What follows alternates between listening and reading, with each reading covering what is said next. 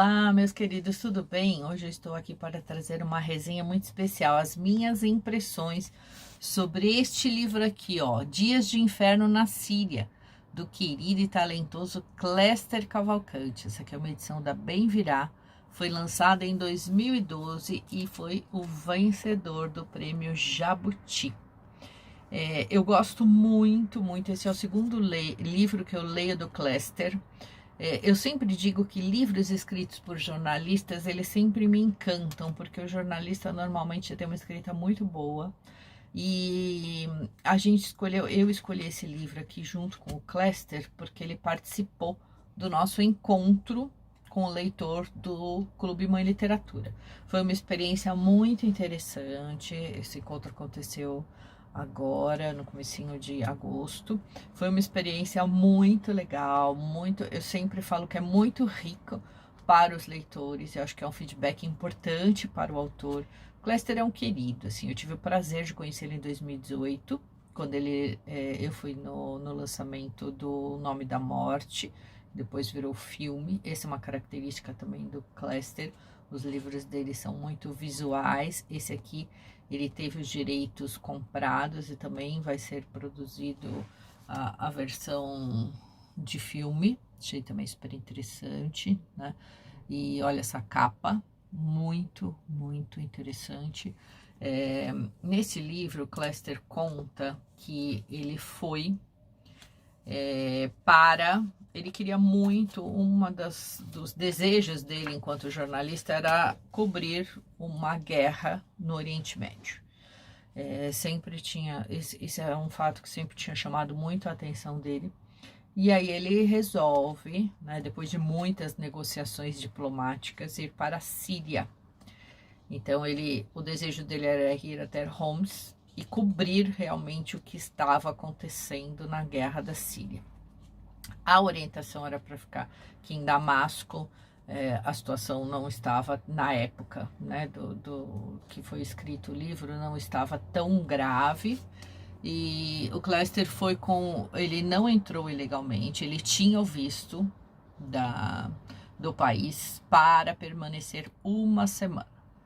Só que a única coisa que aconteceu de diferente é que ele não foi direto, conforme o combinado, para encontrar o pessoal do corpo diplomático, porque ele imaginava que assim eles iam colocar um representante do governo para se ciceroneá-lo, né, o tempo todo, e ele não conseguiria ver nada. Então ele tentou entrar, mesmo com o visto legal, né? Ele tentou ir de Beirute para Homs, se não me engano, acho que foi isso. E o que ele não esperava, e aí ele começa a ver, né, uma cidade praticamente destruída pela guerra, uma guerra absurda, como todas as guerras são. Ele tinha alguns contatos, inclusive um casal de irmãos brasileiros que moravam no Líbano há bastante tempo. E ele foi preparado, ele sabia dos riscos, ele sabia da gravidade da violência, e ele foi preparado para tudo isso. Ele só não foi preparado para ser preso, ele acho que nunca passou pela cabeça dele que isso pudesse acontecer. E logo que ele chegou a Homs, ele foi detido. Ninguém explicava por que ele foi detido. Aliás, ele até hoje não sabe exatamente o que aconteceu. Ele teve todo o material dele apreendido e foi colocado numa prisão. E aí ele começa a contar esses dias que ele ficou detido nessa prisão, né, síria. E aí é um relato muito impressionante, que muitas vezes parece que assim que ele exagerou, mas segundo o Cléster foi tudo realmente real. E aí ele conhece 3 sírios que acabam se tornando assim figuras importantíssimas na vida dele, né, naquele momento tão difícil. Esses sírios que também estavam lá, porque a maioria era contra, obviamente, né, essa ditadura do governo. Eles transformaram aquele inferno do Cléster em momentos mais suaves, né? E ali mostrou o que significa, né, o cuidado, e ele fala que era como se fossem irmãos dele mesmo, né, os irmãos deste momento tão terrível de guerra, né? Foi o Ammar, o Adnan e o Walid, né? E era interessante porque assim, o Ammar era o único que falava bem inglês, que eles comunicavam bem. E mesmo o Walid, que não falava nada de inglês, eles se comunicavam de uma forma não verbal. Então esses 3 homens cuidaram de alguma forma do Clayster, né? Eu não vou descrever os detalhes, mas eu acho que assim é um livro muito interessante, né?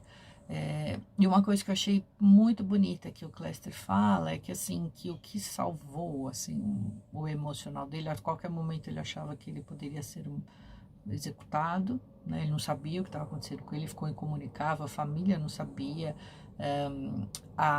Ele trabalhava na época, acho que para Isto É, a revista também não sabia. Ele foi para lá para fazer essa cobertura e publicar uma reportagem. Aí quando ele ficou preso, ele entendeu que ele tinha material suficiente para fazer um livro.